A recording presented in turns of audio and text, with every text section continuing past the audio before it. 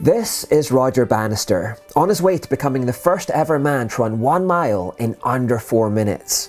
For decades, if not centuries before this, the idea of running a 4-minute mile had been the holy grail of middle distance running, but many experts considered it to be a simply impossible feat. They thought that the human body had reached its limit and that it simply wasn't capable of running this fast. In fact, apparently some experts at the time thought it was dangerous to even try to run a mile in under 4 minutes, that the human body simply couldn't handle that level of exertion. On May the 6th, 1954, however, Roger Bannister crossed the line in 3 minutes 59.4 and he broke that barrier. As you can imagine, it was considered to be an almost superhuman achievement at the time. It blew people's minds that he'd been able to do this, and as these images show, it looks like it did just about kill him. Do you know how many athletes have run that fast since Roger Bannister though?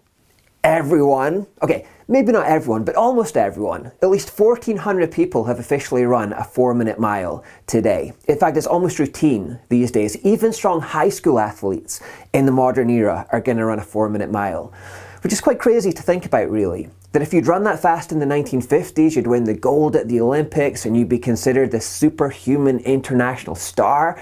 But if you run that fast today, you might not even make the team, let alone get on the podium. It would barely raise an eyebrow in the modern era. Indeed, the current world record is a whole 17 seconds faster than Roger Bannister. Hicham El Guerrouj set the time at 3 minutes 43.13 in 1999. And as you can see, not only was second place right behind him, but in contrast to Bannister, he looks so fresh. It looks like he could have gone right back out there and done another 4-minute mile right on top. Now, does that mean that Roger Bannister was not a great athlete? Does it mean that his accomplishments should not be revered? Of course not. We still consider Bannister to be a great athlete and a man to be revered and celebrated because we judge people within the context of their own era. Roger Bannister lived in a time before sports science. He lived in an age where they thought that having a steak dinner an hour before competition would give them strength. He lived in an age where doctors would recommend and promote cigarettes and pipes for good health. Bannister lived in an era where they did not have our knowledge. So all he could really do was stand upon what was known, the ideas of the time, the ideas of the age, and try to take things a step further. And in that sense he did. He was a pioneer, he broke new ground, he stood head and shoulders above his peers of the day. He took things further than they'd ever gone before. We judge Roger Bannister within the context of his time, and we understand that he was a great of middle distance running. To put it another way, if Hicham El Guerrouj had lived in the 1950s, and if he was encouraged to smoke a pipe and have a steak dinner before his race, he probably would not have done any better than Roger Bannister. I'll be honest, I don't know much about gymnastics, but even I can tell that the athletes on the right are doing things that the athletes on the left could not even dream of. People in the 1950s couldn't even conceive of what's going on the right here. And similarly, if someone tried to get into the 2016 Olympic team doing what they're doing on the left, they would have no chance whatsoever.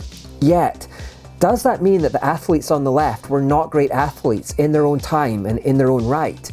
Of course not. They won gold medals. They were doing things that nobody had ever seen before, let alone attempted. They were pushing the boundaries of their time. They were pushing the boundaries of what was deemed possible in their era.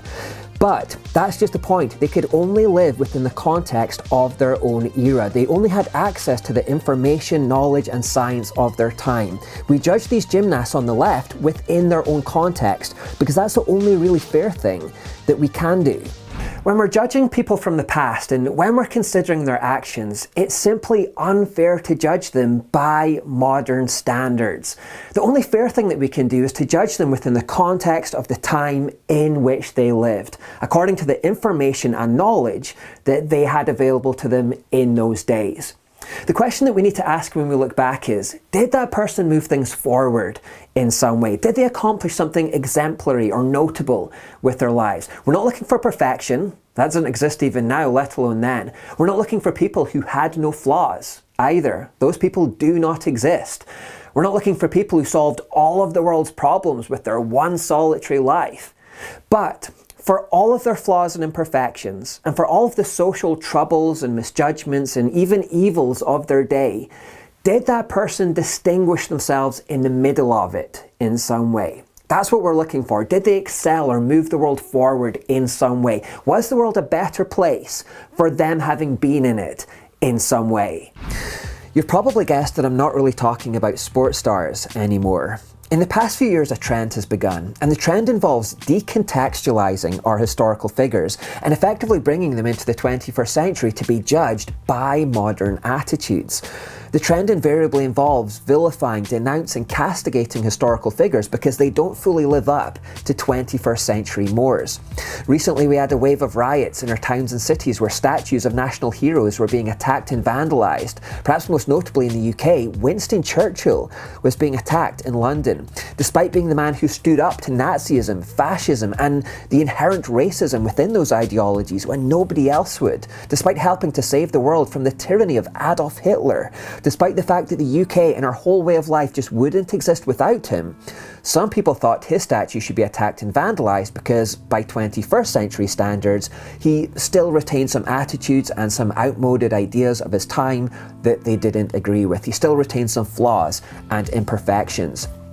A similar thing is happening in the United States, where Abraham Lincoln's name is now being removed from schools in San Francisco, despite being the president who issued the Emancipation Declaration to free and end slavery in the United States. By 21st century standards, he still maintained some imperfect attitudes and some outmoded ideas which were of his time. Therefore, he too is being vilified. This is crazy.